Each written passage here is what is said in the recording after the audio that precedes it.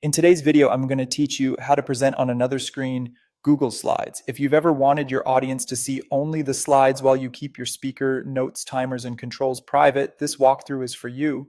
We'll move from opening Google Slides to launching Presenter View, which is designed to send the slideshow to a second screen while you manage everything comfortably on your own display.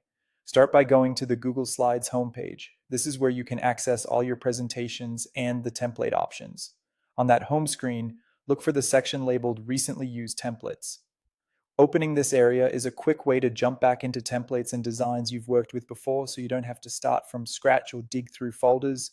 You may see another view or tab labeled Recently Used Templates as you continue. Go ahead and open it as well. The goal is simply to get to the set of templates and files you've interacted with recently so you can select the one you plan to present.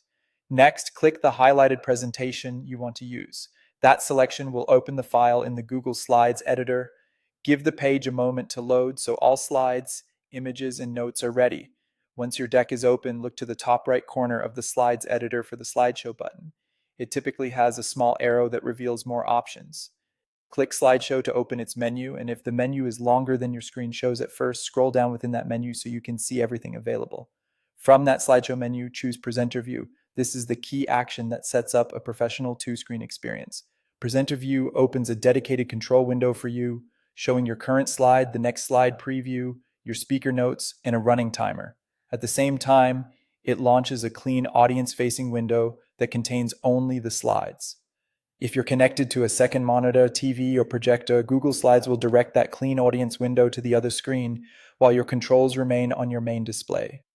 This lets you stay on track without revealing notes or upcoming content. You'll also notice helpful tools like play and pause for the timer and audience tools that may be available in your account. That's it. By opening your presentation, using the slideshow menu, and selecting Presenter View, you're ready to present confidently on another screen with everything you need at your fingertips.